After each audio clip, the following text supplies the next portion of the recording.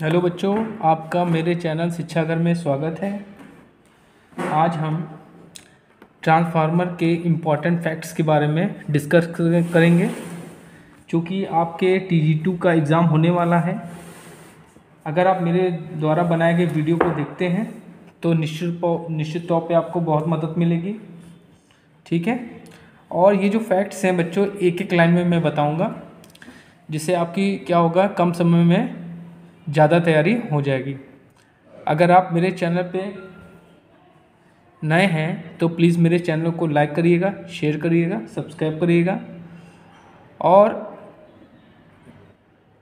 ये जो वीडियो है मैं ट्रांसफार्मर का, इसको मैं 2 पार्ट्स में बताऊंगा, क्योंकि ट्रांसफार्मर बहुत बड़ा टॉपिक है। ठीक है, चलिए स्टार्ट करते हैं। ट्रांसफार्मर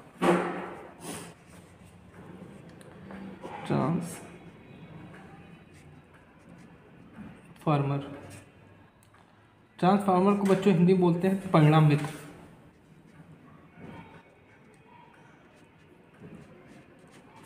देखिए, ट्रांसफार्मर होता क्या है।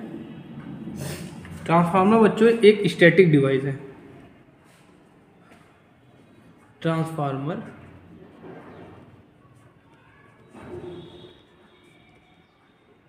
एक स्टैटिक डिवाइस है।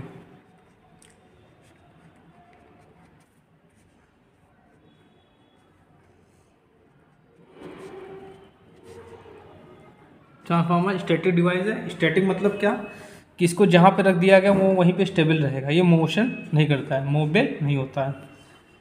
ठीक है। अब ये क्या है, ये ट्रांसफार्मर म्यूचुअल इंडक्शन में काम करता है। ट्रांसफार्मर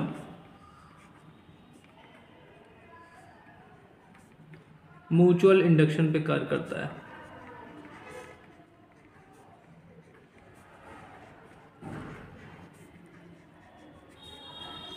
और वर्क करता है।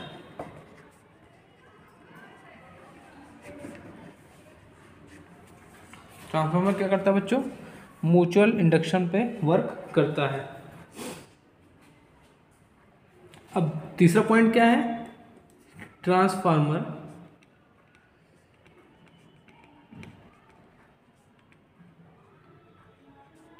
फिक्स्ड फ्रीक्वेंसी मतलब जो आप सप्लाई दे रहे हो वही सब, वो उसकी जो फ्रीक्वेंसी होगी, जो प्राइमरी में होगी वही आपकी सेकेंडरी में होगी। ठीक है। अगर आप 50 हर्ट्ज फ्रीक्वेंसी है तो आउटपुट पर भी आपको 50 हर्ट्ज ही मिलेगा। ठीक बच्चों, तो ट्रांसफार्मर फिक्स्ड फ्रीक्वेंसी पर वोल्टेज तथा करंट को घटाता तथा बढ़ाता है। ठीक है, ये वोल्टेज जो करंट को घटाता और बढ़ाता है। ठीक है। नंबर 4 पॉइंट है, ट्रांसफार्मर क्या करता है, पावर को, ट्रांसफार्मर इलेक्ट्रिक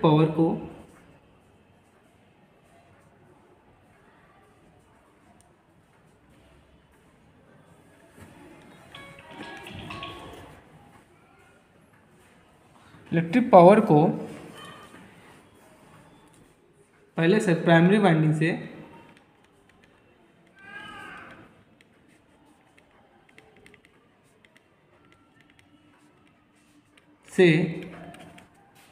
सेकेंडरी वाइंडिंग में ट्रांसफर करता है।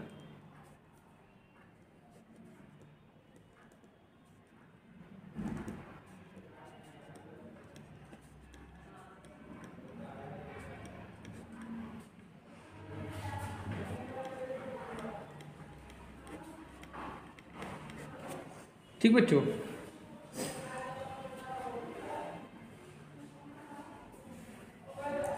अब जो ट्रांसफार्मर होता है इसमें 2 वाइंडिंग होती है। ट्रांसफार्मर क्या होती है, 2 वाइंडिंग होती है।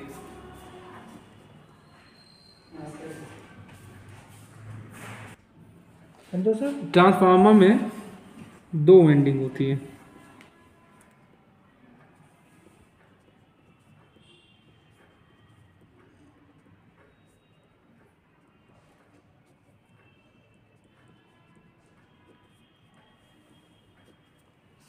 पहली वाइंडिंग को बोलते हैं प्राइमरी वाइंडिंग, फर्स्ट वाइंडिंग को बोलते हैं प्राइमरी,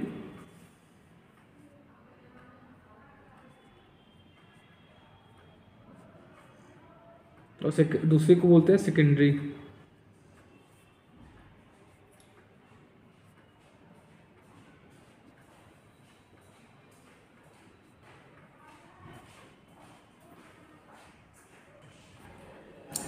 ट्रांसफार्मर की बच्चों जो कोर होती है वो सिलिकॉन स्टील की बनी होती है।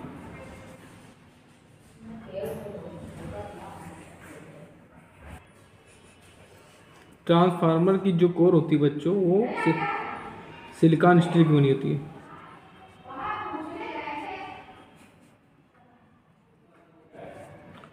कोर सिलिकॉन स्टील की बनी होती है।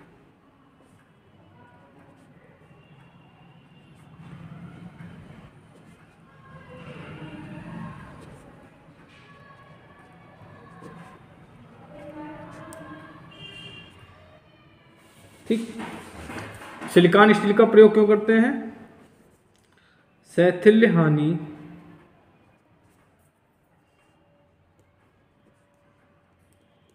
को कम करने के लिए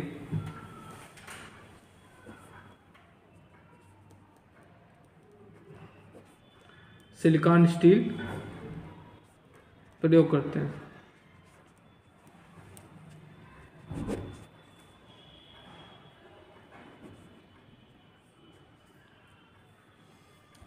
अगला पॉइंट, ट्रांसफार्मर में क्या होता है बच्चों? एक कॉमन चुंबकीय परिपथ होता है। ट्रांसफार्मर में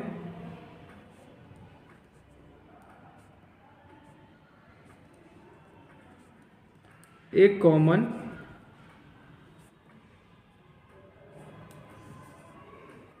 मैग्नेटिक सर्किट होता है।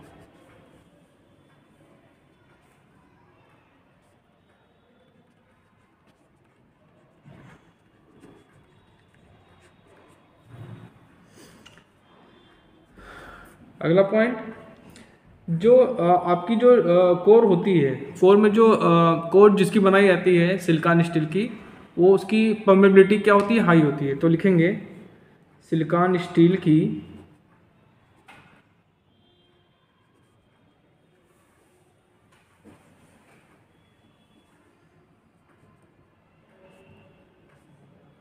परमेबिलिटी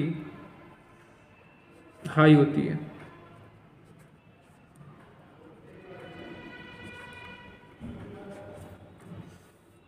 ठीक है।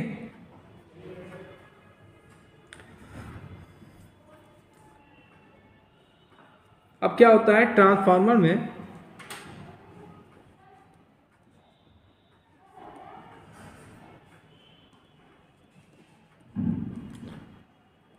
प्राइमरी से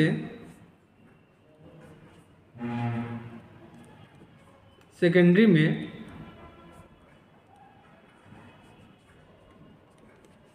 ऊर्जा ट्रांसफर जो होती है, ऊर्जा का जो परिवर्तन होता है,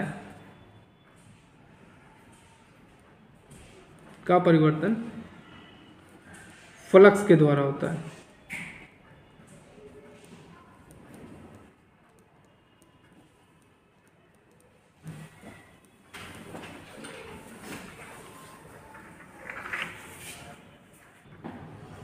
अगला पॉइंट, ट्रांसफार्मर में बच्चों क्या होता है?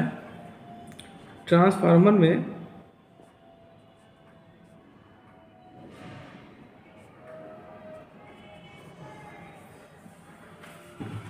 ट्रांसफार्मर में जो फ्लक्स का रास्ता होता है, फ्लक्स का जो पाथ होता है, वो क्या होता है? लो रिलेक्टेंस का पाथ लो रिलेक्टेंस का होता है।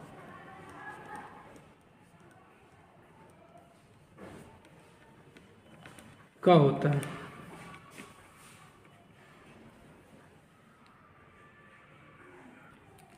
और बच्चों अगला पॉइंट ये है कि जो ट्रांसफार्मर की रेटिंग होती है वो किस में होती है? केवीए में होती है। ये बहुत इंपॉर्टेंट पॉइंट है, आपको याद रखना चाहिए। ट्रांसफार्मर की जो रेटिंग होती है वो केवीए में होती है। ट्रांसफार्मर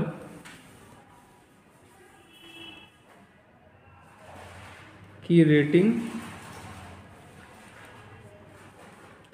केवीए में होती है।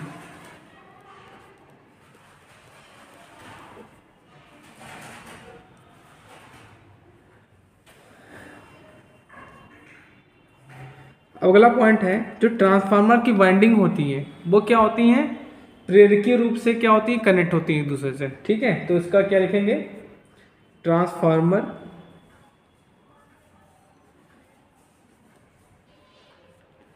की दोनों वाइंडिंग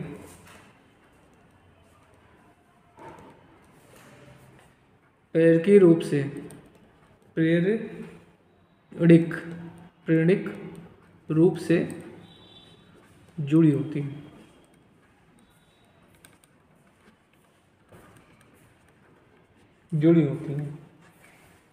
ठीक।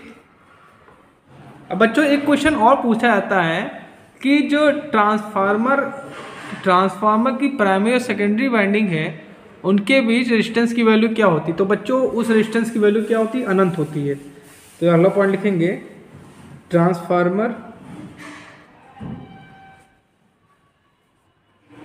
की दोनों वाइंडिंग के बीच रेजिस्टेंस क्या होता है, इनफिनिट होता है, रेजिस्टेंस अनंत होता है।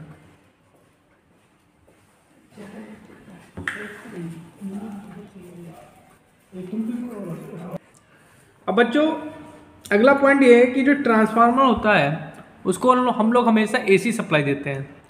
अगर आप डीसी सप्लाई देंगे तो उसकी वाइंडिंग क्या हो जाएगी, जल जाएगी। तो क्या लिखेंगे, ट्रांसफार्मर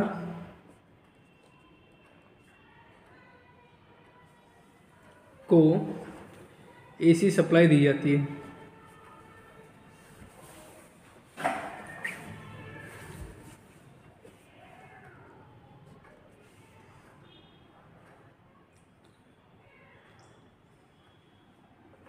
अब देखा जाए बच्चों कि ट्रांसफार्मर का मेन फंक्शन क्या है। ट्रांसफार्मर का मेन फंक्शन क्या है, वोल्टेज को घटाना और बढ़ाना। मेन आप वोल्टेज को लेके करेंगे। ठीक, तो लिखेंगे अगला पॉइंट, ट्रांसफार्मर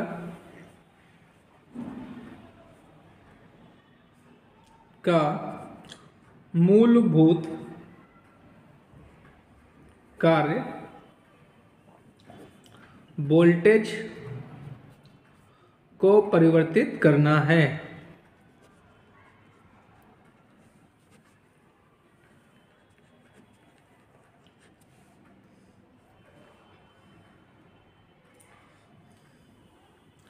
अगला पॉइंट, ट्रांसफार्मर में क्या होता है, फ्रीक्वेंसी और इम्पीडेंस कभी चेंज नहीं होता है। तो लिखोगे आप, ट्रांसफार्मर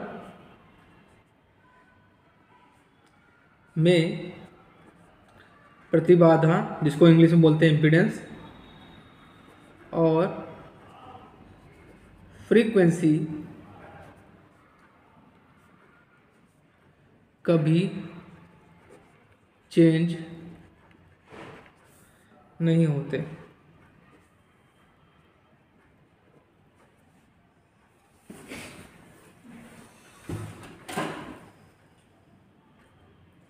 अगला पॉइंट है, जो ट्रांसफार्मर का स्वप्रेरित वोल्टेज होता है, सेल्फ इंड्यूस ईएमएफ कह सकते हैं, वो क्या करता है, number of turns of coil पे डिपेंड करता है। तो क्या लिखेंगे, ट्रांसफार्मर का स्वप्रेरित वोल्टेज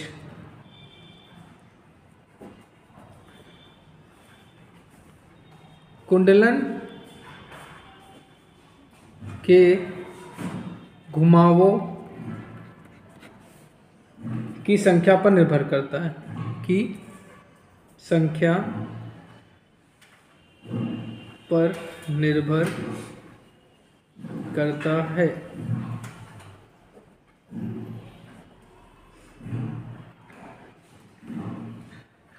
अब अगला पॉइंट ये है कि जो ट्रांसफार्मर की जो कोर होती है उसका आकार किस पे डिपेंड करेगा, उसका आकार जो डिपेंड करेगा फ्रीक्वेंसी पे और फ्लक्स घनत्व पे। तो लिखेंगे ट्रांसफार्मर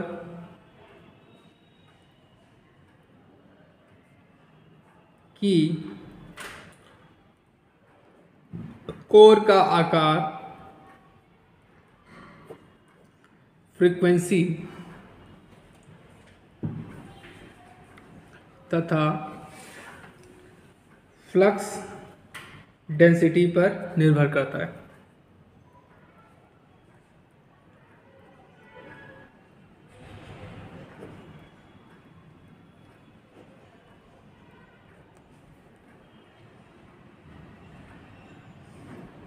ठीक है, चलिए अगला पॉइंट देखते हैं। अगला पॉइंट ये है कि जो कोर टाइप ट्रांसफार्मर होते हैं, कोर टाइप ट्रांसफार्मर जो होते हैं बच्चों,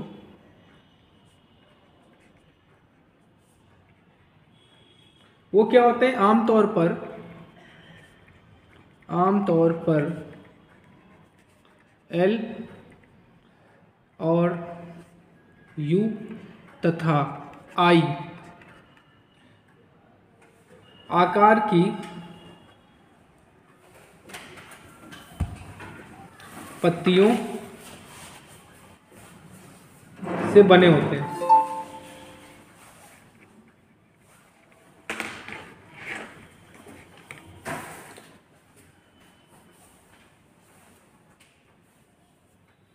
अगला पॉइंट है जो सेल टाइप ट्रांसफार्मर होते हैं। सेल टाइप ट्रांसफार्मर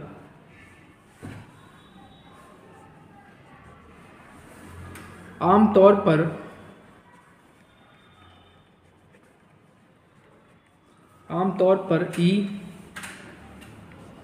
आई अथवा टी आकार की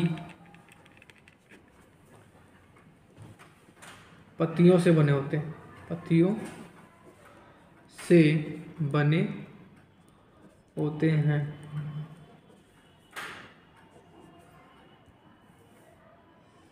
अब बच्चों एक क्वेश्चन बहुत इंपॉर्टेंट है, आपसे पूछा जाता है कि जो कोर की मोटाई होती कितनी होती है। तो जो कोर की मोटाई होती है, कोर की मोटाई 0.35 mm से 0.50 mm होती है।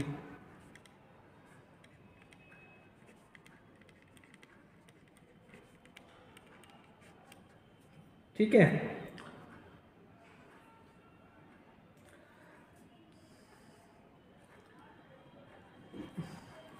अब आपसे ये भी पूछा जाता है कि कोर का क्या कार्य है। कोर का क्या कार्य है? तो क्या होती है, ट्रांसफार्मर की जो कोर होती है वो फ्लक्स को लो रिलेक्टेंस का पाथ देती है। तो लिखेंगे ट्रांसफार्मर की कोर फ्लक्स के लिए लो रिलेक्टेंस का पाथ देती है।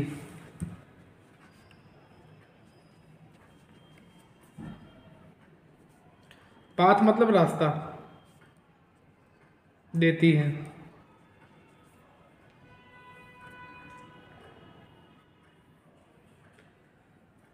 अब देखिए अगला पॉइंट क्या है, जो power transformer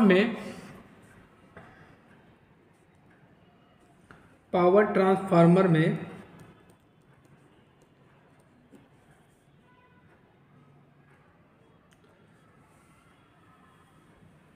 primary load no load जो करंट होती है, प्राइमरी नो लोड करंट, ठीक है, जिसको हम बोलते हैं आई नॉट, वो क्या होती है? फुल लोड करंट की 2% से 5% तक होती है।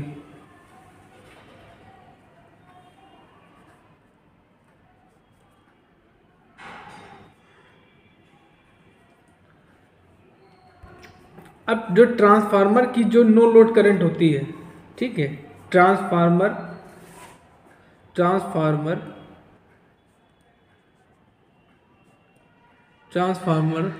की नो लोड करंट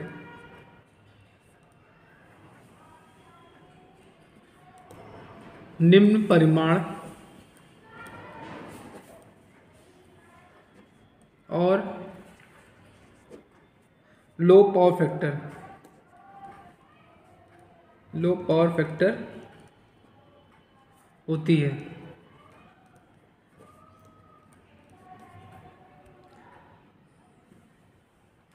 अगला पॉइंट क्या है कि ट्रांसफार्मर में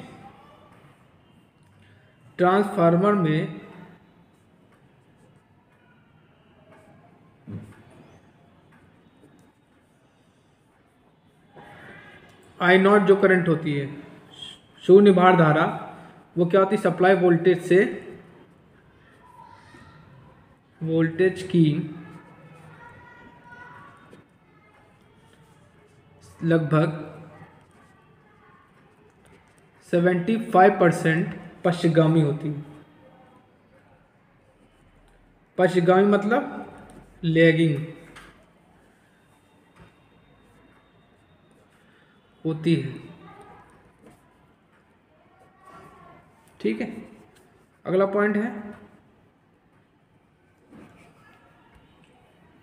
अगला क्या है कि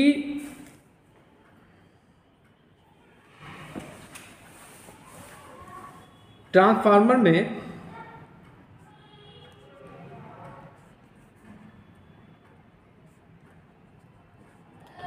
उच्च फ्लक्स घनत्व का प्रयोग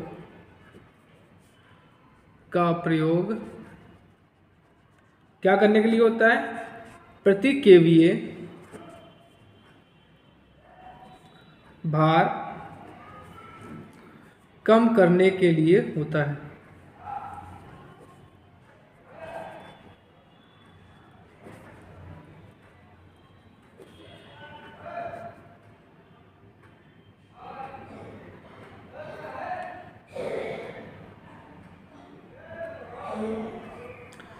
अगर आपका ट्रांसफार्मर कोर के आधार पर, कंस्ट्रक्शन के आधार पर, ये भी आप जान लीजिए ट्रांसफार्मर किसने कैसे क्या होता है, कंस्ट्रक्शन के आधार पर 3 ट्रांसफार्मर होते हैं, कोर टाइप, सेल टाइप और बैरी टाइप। अगला क्या है कि अगर आपका ट्रांसफार्मर स्टेप अप है, तो स्टेप अप ट्रांसफार्मर में क्या होता है,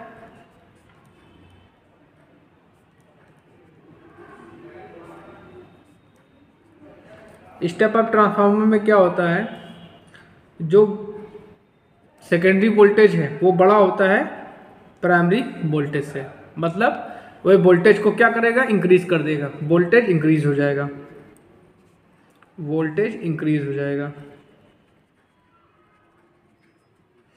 और नंबर ऑफ टर्न्स क्या होंगे सेकेंडरी वाइंडिंग के, वो क्या होंगे, प्राइमरी वाइंडिंग के टर्न से ज़्यादा होंगे। ठीक, और स्टेप डाउन में क्या होता है बच्चों, स्टेप डाउन ट्रांसफार्मर में V2 की वैल्यू क्या हो जाएगी, V1 से कम हो जाएगी। ये क्या करेगा, वोल्टेज को डिक्रीज करेगा,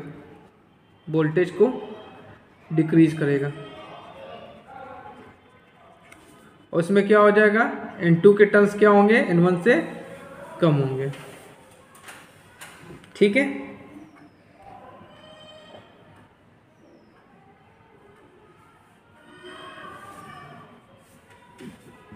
चलिए अगला क्वेश्चन करते हैं। ट्रांसफार्मर में ब्रीदर का प्रयोग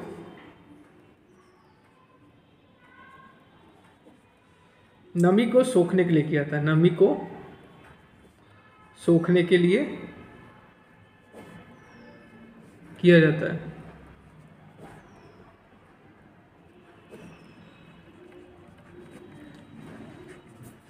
नॉर्मल कंडीशन मतलब अब इसमें नमी सोखी नहीं है। ठीक है, नॉर्मल कंडीशन में इसका कलर क्या होता है, नीला होता है। इसका कलर नीला। नमी सोखने के बाद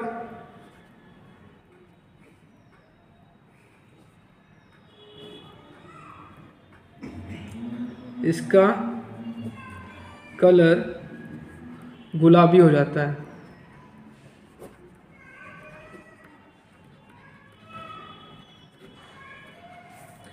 क्वेश्चन अक्सर आपसे ये भी पूछा जाता है कि ट्रांसफार्मर में कौन से रिले का प्रयोग हम लोग करते हैं।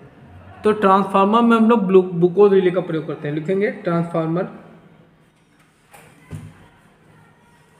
में बुकोज रिले का प्रयोग करते हैं।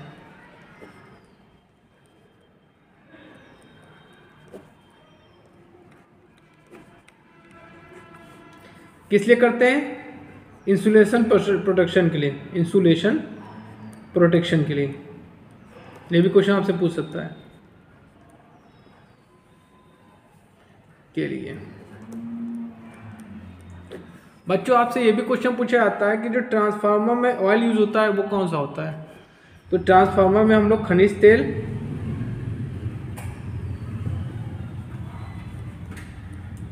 तेल या सिंथेटिक ऑयल का प्रयोग करते हैं।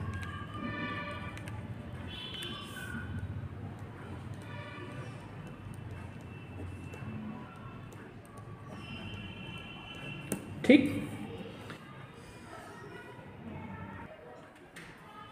चलिए अगला पॉइंट देखते हैं। ट्रांसफार्मर की वोल्टता प्रति टर्न हमेशा स्थिर होता है। हमेशा स्थिर होता है।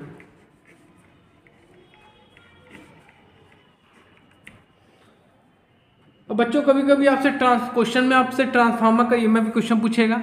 तो ईएमएफ क्वेश्चन क्या होता है ट्रांसफार्मर का?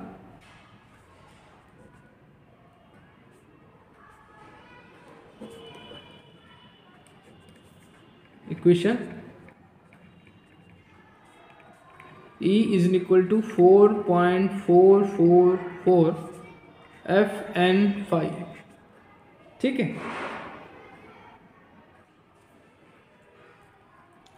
अब अगला पॉइंट देखते हैं। ट्रांसफार्मर में विद्युत रोधन के रूप में क्या प्रयोग होता है?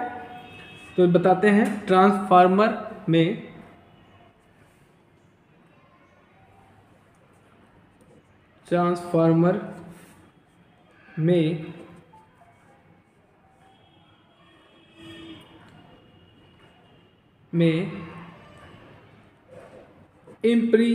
इम्प्रीगनेटेड paper, varnish paper, leatherite paper,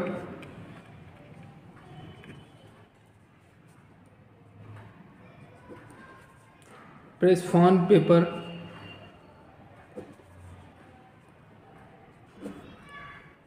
आदि का प्रयोग किया जाता है।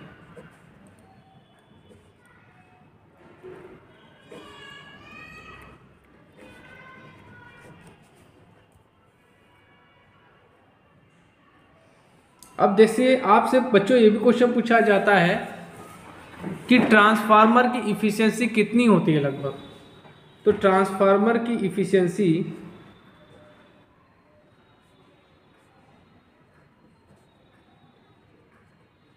की दक्षता जो होती है 95% से 99% तक होती है।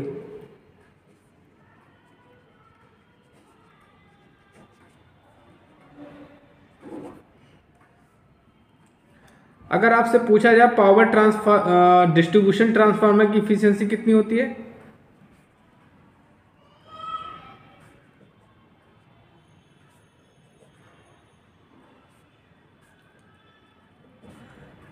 की दक्षता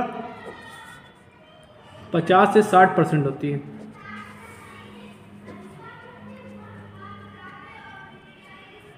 अगर आपसे पूछा जाए आइडियल ट्रांसफार्मर की इफिशियंसी कितनी होती है?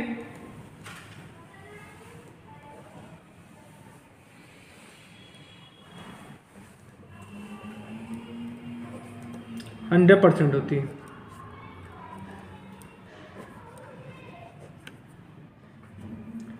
चलिए आइडियल ट्रांसफार्मर के कुछ गुण देख लेते हैं, बहुत इंपॉर्टेंट है। इसमें क्या होता है? नो लॉसेस होते हैं, no losses, no ohmic resistance,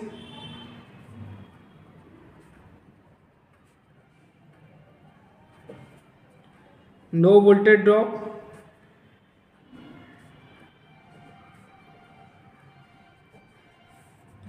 efficiency 100%,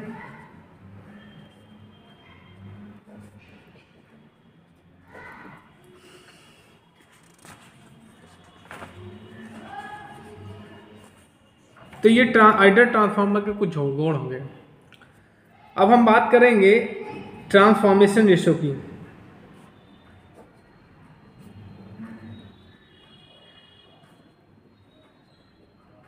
तो ट्रांसफॉर्मेशन रेशियो क्या होता है? Formula V2/V1 is equal to E2/E1 is equal to N2/Edward I1/I2 equal to K। ये आपका ट्रांसफॉर्मेशन रेशियो होगा।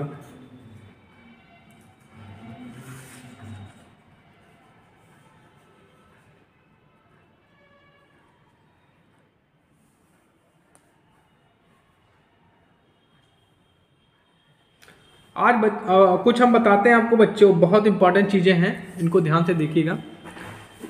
कुछ ट्रांसफार्मर बताते हैं, उनका वोल्टेज रेशियो भी मैं आपको बताता हूँ।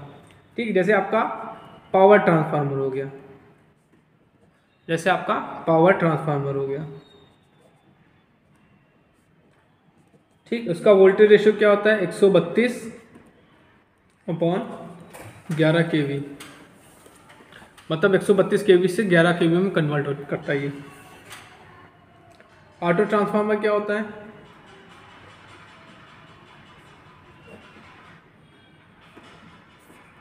ये करता है आपका 220 वोल्ट, 240 वोल्ट। अब आपका आता है वेल्डिंग ट्रांसफार्मर।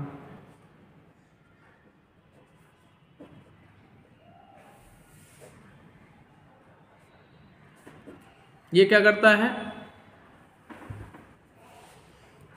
ये 400 वोल्ट को 100 वोल्ट में कन्वर्ट करता है।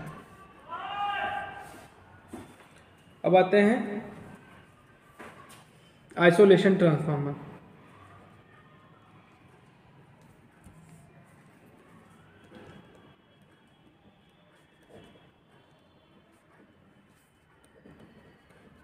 दो सौ 230 वोल्ट से 230 वोल्ट ही रहता है। ठीक है,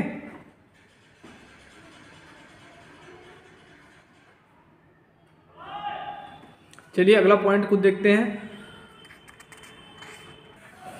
बच्चों। जो आपकी नो लोड करंट होती है I0, उसके दो कंपोनेंट होते हैं। एक होता है आपका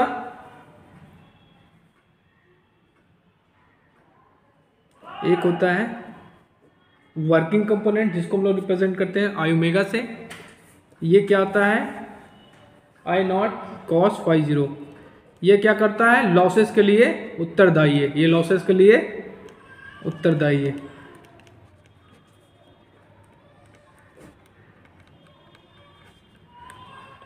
और जो आपका जो क्या होता है मैग्नेटाइजिंग कंपोनेंट होता है, इसको आर्म्यू से रिप्रेजेंट करते हैं।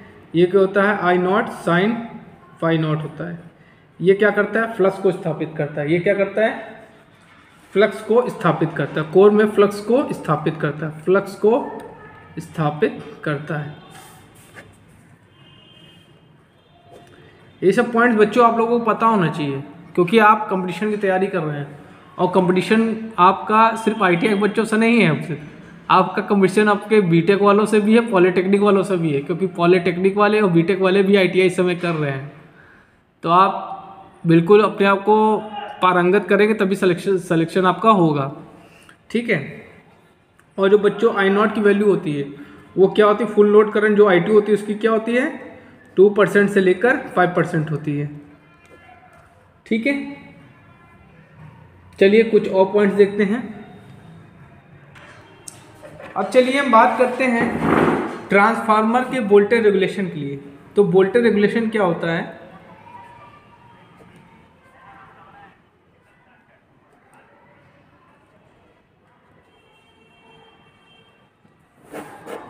वोल्टेज रेगुलेशन, इसको बच्चों रिप्रेजेंट करते हैं VR से, VR %। तो जो वोल्टेज रेगुलेशन होता है वो क्या होता है? आपका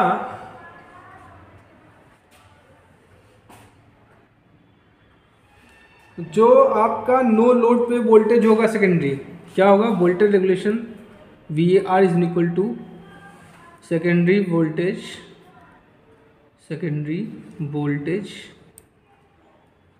on no load minus secondary voltage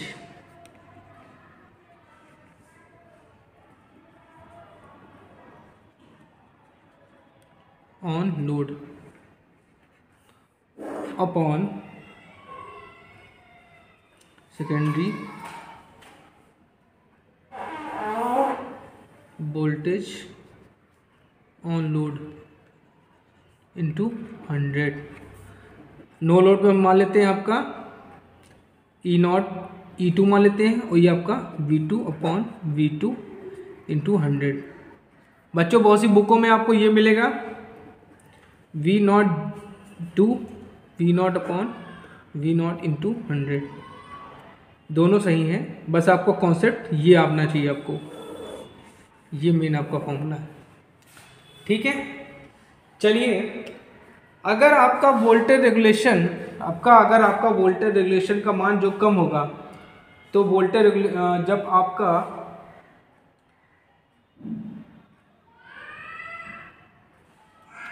अगर वोल्टेज रेगुलेशन का आपका मान कम होगा तो आपका वोल्टेज रेगुलेशन क्या होगा? अच्छा होगा। ठीक है, चलिए इसको बताते हैं। यदि आपका क्या होगा बच्चों? अगर यदि आपका वोल्टेज रेगुलेशन का मान कम होगा, लिख लेते हैं, यदि वोल्टेज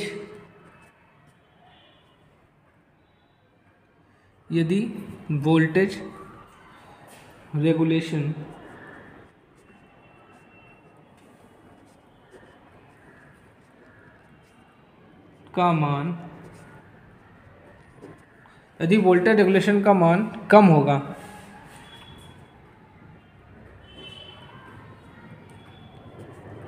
तो आपका क्या होगा?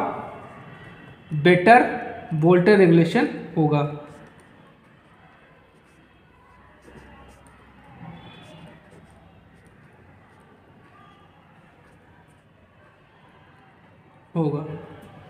ठीक है, यदि आपका वोल्टेज रेगुलेशन ज़्यादा है, यदि वोल्टेज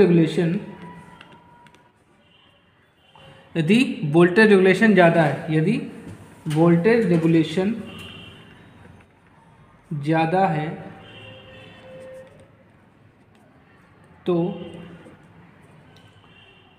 क्या होगा? खराब वोल्टेज रेगुलेशन होगा। खराब वोल्टेज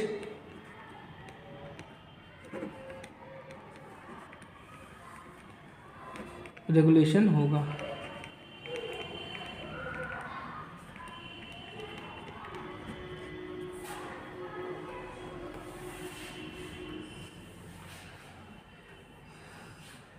देखिए ट्रांसफार्मर में बच्चों आपकी दो हानियाँ होती हैं। मैं इनको आज हानि के बारे में बता दे रहा हूँ, बाकी नेक्स्ट लेक्चर में मैं आपको इनके बारे में, टेस्टिंग के बारे में बताऊँगा। तो ट्रांसफार्मर में दो लॉसेज होती है, एक आपकी क्या होती है? आयरन लॉसेज होती है, और दूसरी होती है कॉपर लॉसेज। आयरन लॉसेज क्या होती है? फिक्स्ड होती है, ये चेंज नहीं होती, और कहाँ पे होती है? कोर में होती है। कहाँ होती हैं? कोर में होती हैं। ठीक, और जो कॉपर लॉसेज होती हैं ये फिक्स्ड नहीं होती। ये कहाँ होती है? वाइंडिंग्स में होती है। और किस पे डिपेंड करती है? लोड पर। लोड पर डिपेंड करती है।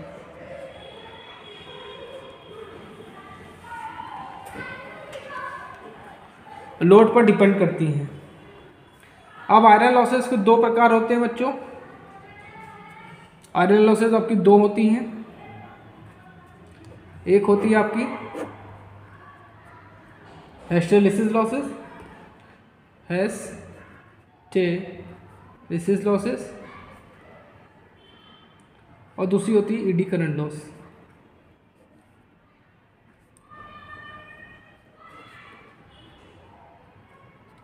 इसका फॉर्मूला होता है, हिस्टेरेसिस लॉसेस का फॉर्मूला होता है आपका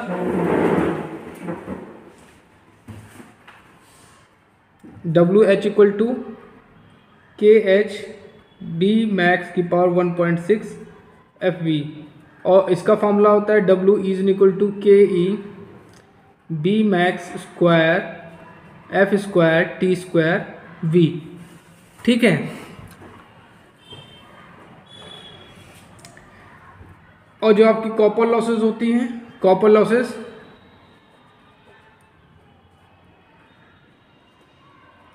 आयरन लॉसेस को हम लोग